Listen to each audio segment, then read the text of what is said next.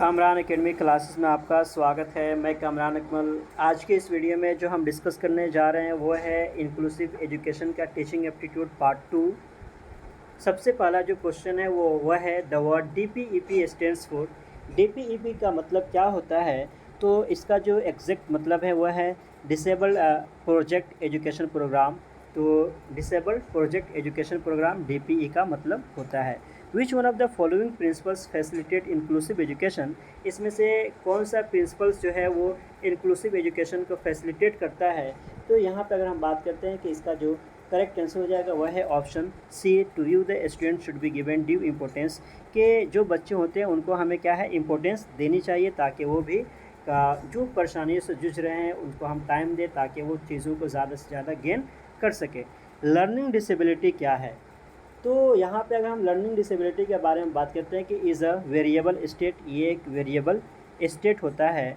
Following are the examples of development disorder except. इसमें से कौन ऐसे हैं जो एग्जांपल है डेवलपमेंटल डिसऑर्डर का? उसमें से एक ऐसा है जो डिसेबल डेवलपमेंट ऑर्डर में नहीं आएगा, अदरवाइज सब आएंगे। तो इसका जो एग्जैक्ट आंसर हो जाएगा वह है पोस्ट ट्रॉमेटिक स्ट्रेस, जो होगा इस कैटेगरी में नहीं आएगा। उसके अलावा सेरेब्रल पाल्सी, ऑटिज़म है, या इसी के साथ साथ attention deficit hyper active disorder है, ये सब के सब डेवलपमेंटल डिसऑर्डर के एग्जांपल्स हैं। Gifted students are, gifted students क्या हैं, उनको क्या कहा जाता है, तो वो कैसे होते हैं? तो इसके बारे में अगर हम बात करते हैं कि इंडिपेंडेंट इन देयर जजमेंट, वो अपने जजमेंट में इंडिपेंडेंट होते हैं। विच one of the following behaviours is an identifiers of child with learning disability. इसमें से कौन सा बिहेवियर है, अगर वो बच्चा वैसा करता है तो उससे पता चल जाएगा कि वो लर्निंग डिसेबिलिटी से परेशान है या कहीं ना कहीं वो अफेक्टेड है। तो इसका जो करेक्ट आंसर हो जाएगा वो हो जाएगा ऑप्शन बी, राइटिंग BSD, या इसी के साथ साथ वॉज ए सॉ 2S12 कि जो सिमिलर वर्ड जैसे लगते हैं ना उसको एक ही तरीके को वो समझने लगे। बी को डी समझे, वॉज को सॉ देखे, या इसी के साथ साथ 2 को 12 देखे। जैसे अगर हम तारे ज़मीन पर दर्शु सफारी ने यही डिस्लेक्सिया की बीमारी थी जिसमें क्या है वो बी को डी की तरफ समझ रहे थे, वॉज को सॉ की तरफ, 2 को, या इसी के साथ साथ 6 को 9 को, 9 को 6, इस तरीके से अगर बीमारी है तो उससे आप समझ जाइए कि उसके अंदर लर्निंग डिसेबिलिटी का प्रॉब्लम है। How teacher and students gender in the classroom it the learning environment. इसमें क्या है कि आपको dash students that gender in the classroom it dash the learning environment. तो यहाँ पे सबसे पहला ये है कि एडेप्ट आ जाएगा, और सबसे पहला अगर आप ये देखिएगा कि ऑप्शन सी जो होगा वो करेक्ट आंसर हो जाएगा कि how teachers and students adapt gender in the classroom and it perturbs the learning environment. Education of children with special needs should be provided. जो चिल्ड्रेन विथ स्पेशल नीड्स है उनके education को हमें provide करना चाहिए किस तरीके से? तो यहाँ पे अगर हम बात करते हैं कि Alang with other normal children, उनको भी हम दूसरे बच्चों के तरह ही नॉर्मल चिल्ड्रेन के साथ उनको भी हमें क्या करें, ट्रीट करें, ताकि उनको ऐसा ना लगे कि हमारे अंदर कुछ परेशानियाँ हैं इस वजह से अलग क्लासेस वगैरह हो रही है, इस तरीके से चीज़ें उनके साथ ना हो। तो along with other normal children के साथ उन्हें भी हमें एजुकेशन प्रोवाइड करना चाहिए। In which year did the Indian government formulate the national policy on education for all government schools and articulate a need to integrate education students with disabilities? किस year में Indian government ने ये जारी किया एक अपना सर्कुलर के national policy on education के ऊपर कि गवर्नमेंट स्कूल और के क्या होना चाहिए कि वहाँ पे इंटीग्रेट स्टूडेंट होना चाहिए डिसेबिलिटीज़ के साथ। तो इसके बारे में अगर हम बात करते हैं कि इसका जो करेक्ट आंसर हो जाएगा वह है 1968। Dyslexia is associated with. तो यहाँ पे बात कर रहे थे कि रीडिंग डिसऑर्डर के साथ ये होता है। United Nations world conference on special education was held in the year. United nation ने वर्ल्ड कॉन्फ्रेंस स्पेशल एजुकेशन के ऊपर कब आयोजन हुआ था? तो इसके बारे में अगर हम बात करते हैं कि इसका जो करेक्ट आंसर हो जाएगा वो हो जाएगा option B, 1994। A disorder related to language comprehension is, कि अगर लैंग्वेज कम्प्रीहेंशन में बच्चों को परेशानी हो रही है तो उस बीमारी को हम क्या कहेंगे? तो इसका जो करेक्ट आंसर हो जाएगा वो होगा option D, aphasia.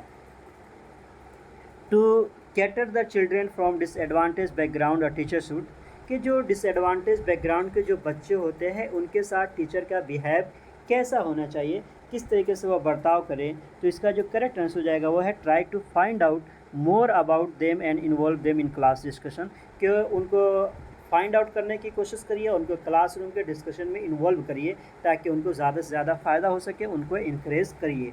Which of the following is a specific learning disability, इसमें से कौन ऐसा है जो स्पेसिफिक लर्निंग डिसेबिलिटी के कैटेगरी में आता है? तो इसका जो करेक्ट आंसर है वह है dyslexia. According to person with disabilities act which among this is a disabled child, इसमें से कौन ऐसा होगा जिसको हम डिसेबल्ड चाइल्ड कहेंगे? तो इसका जो करेक्ट आंसर हो जाएगा वह है ऑल ऑफ द अबव। ये तीनों कैटेगरी के बच्चों को हम डिसेबल्ड कैटेगरी में डाल देते हैं।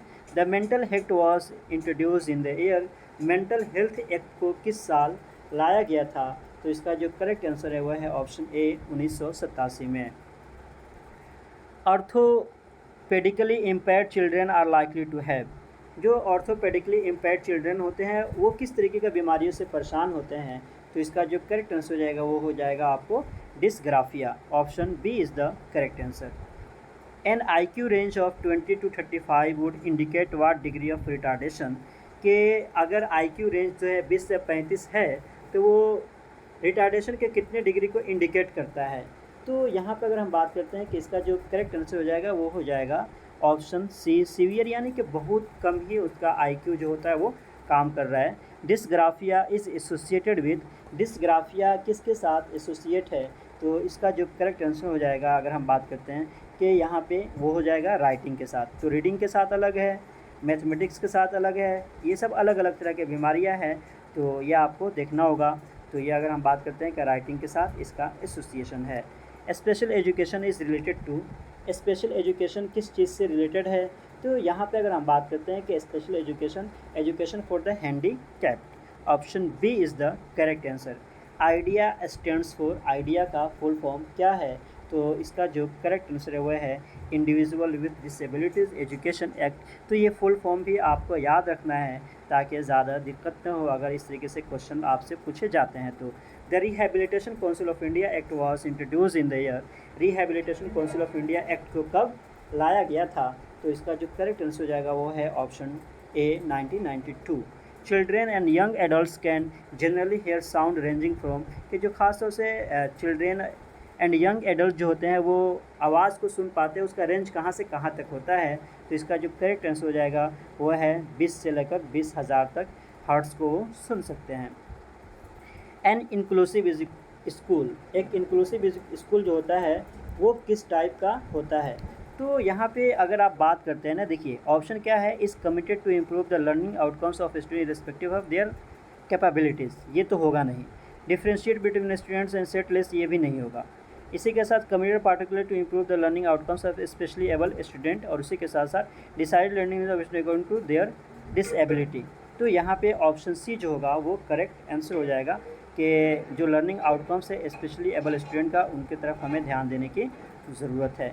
तो ये था इंक्लूसिव एजुकेशन से रिलेटेड टीचिंग एप्टीट्यूड, जो आपके बीएड जनरल में भी, इसी के साथ साथ सीटेट में भी, नेट JRF के भी सब जगह ये काम आएंगे। और इसी के साथ साथ आप अपने आप को अपडेट रखने के लिए यूट्यूब चैनल से जुड़े रहिए। Once again thank you so